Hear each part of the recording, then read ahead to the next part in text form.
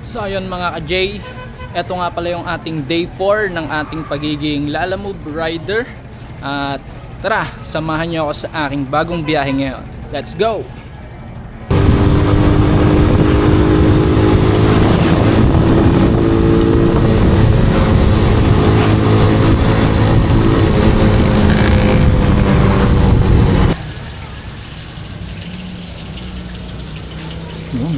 Ocos Empanada dito yan sa may Carmona.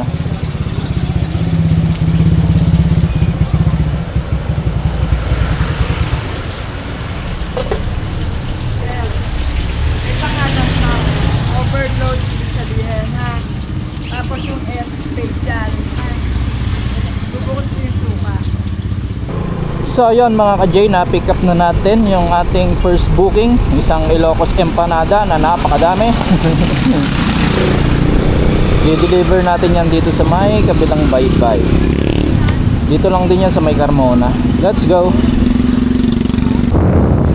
So ayun mga ka-J, na-deliver na natin yung ating unang booking. Dito lang yun sa loob ng may Golden Mile. At hindi tayo nakapag-video kasi nahihiya sila ma'am. Tsaka baka daw makita ng mga amo nila. So yan lang mga ka-J, pick upin natin tong ating pangalawang booking. Isang box na frozen foods.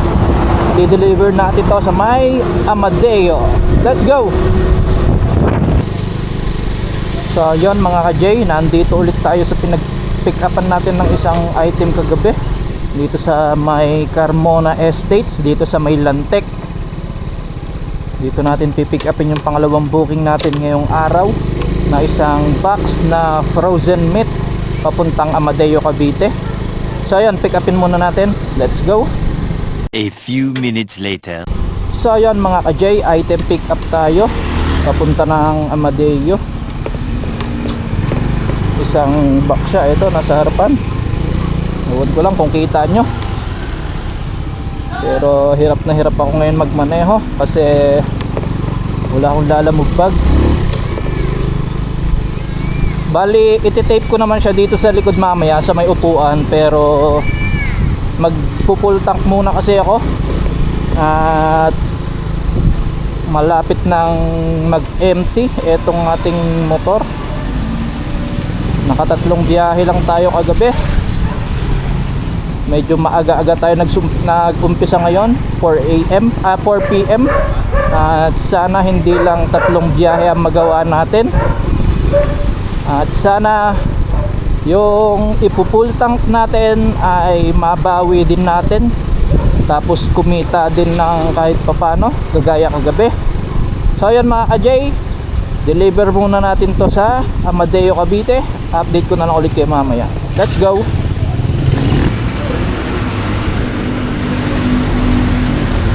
Sana kaya abutin.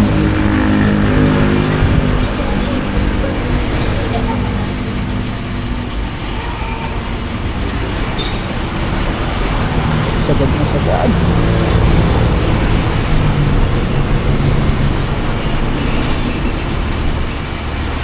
3.2.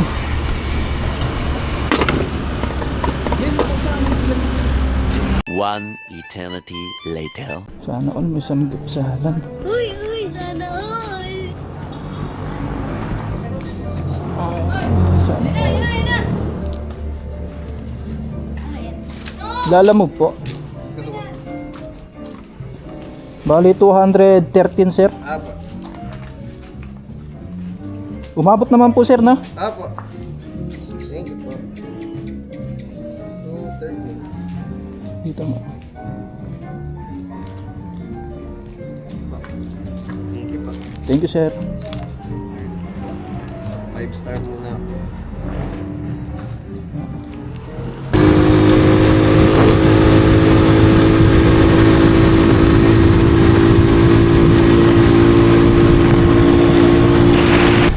So ayan mga ka-J, item pick up na tayo sa ating pangatlong booking ngayong araw.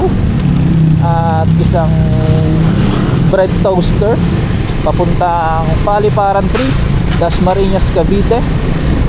Dito yan sa may Maguyam natin pinick up. Tara, deliver na natin to. Let's go! So yun mga ka-J, along the way papunta tayo dun sa ating third na drop off ay mayroon tayong nakuhang pang double booking. Dito lang din yan sa may paliparan. I-take yung isang kukunin natin, pang double booking natin, at nasa 77 pesos din ang bayad. So yan mga ka-J, deliver lang natin tong pang tatlong booking natin, tapos pick upin natin yung pang double booking natin. Let's go. So ayan mga ka-J, item drop off sa ating pang-apat na drop off.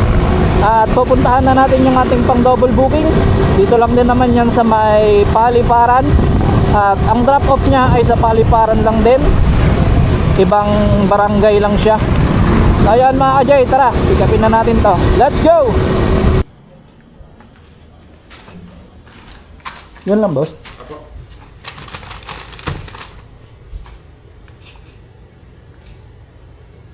Yung payment na ito sir? Yun na po. Okay. Thank you po.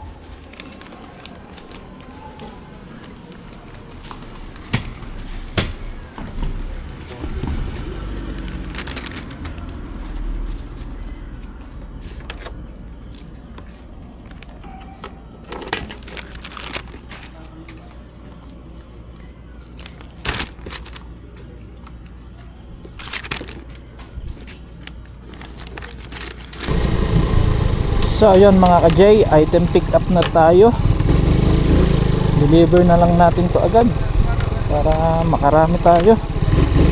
At sana mabawi natin yung ginas natin kanina na puhunan natin, worth 280, 3.1 liters. So ayun mga ka-J, tara, biyahin na natin to. 1 hour later. So ayun mga ka-J, na drop off na natin yung ating, ewan ko kung pang ilang booking na yan, basta yung ano natin, yung pang double booking natin na vape kanina, na deliver na natin dito sa may subdivision. Ewan ko kung anong subdivision na to, basta sa Blossom Street. Sheesh! So ayan mga ka-J, meron tayong isang booking na pupuntahan dito sa may Silang. Papunta naman siya ng Tagaytay. So ayan, let's go, puntahan na natin.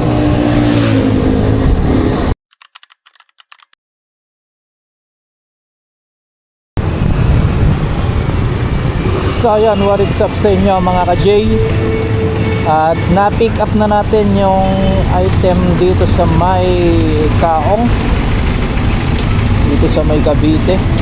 At mali yung pagkakabasa natin ng booking. Aray ko. Akala ko Tagaytay, yun pala sa Taytay. Taytay Rizal pala. Huwag kayo iiyak. Kaya pala napakalaki ng shipping na. Kaya pala ang laki. Tignan nyo naman yan,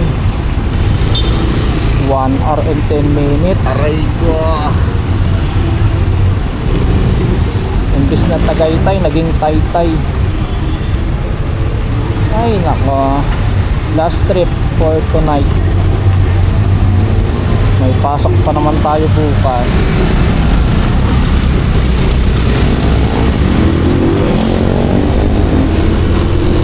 So ayun mga ka-J, update ko na lang kayo mamaya kung saan tayo abutin. Mapapadpad pa nga ng Taytay Rizal imbis na Tagaytay. Ay nako, hindi kasi nagbabasa ng ayos. Aray mo. Sheesh! Let's go, deliver na natin to na makauwi na. 1 eternity later. So yun, what is up sa inyo mga ka-J. You know, at exactly 11:08 nandito na tayo sa may Bigutan. Woo! Walas na yan. Dahil sa hindi pagbabasa ng ayos ng booking, makakarating ng Taytay Rizal ng di oras. Aray ko! Aray ko. Para sa 400 pesos. Sana naman mag-additional tong ating bababaan nung ating pinick up na manok, panabong. Ay nako, panabong pa naman to. Nagugutom na ako. Binakbak ko to mula kanina, mula Cavite. Ay nako, alas 10 ako umalis ng Cavite dun sa pinag-pick upan ko. 10 pala, past 10 ng gabi. At 11:09 na. Nandito pa lang tayo sa Lower Bigutan. Woo! Lapit-lapit na to. 17 minutes pa mula sa drop off. Woo!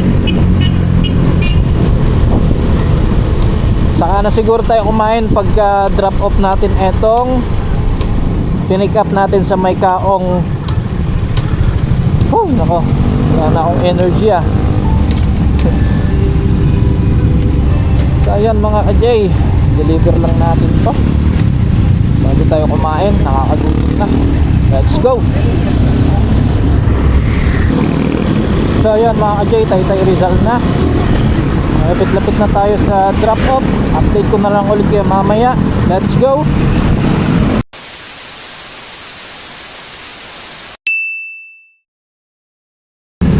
So ayan mga ka-J, ang oras natin ay 11:39 at napareceive na natin dun sa ating receiver yung dala-dala nating manok mula sa may Kaong Maguyam, ay Kaong Cavite, Kaong Silang Cavite. Yun, mali-mali pa ako nang sinasabi, pagod na rin kasi oras na eh.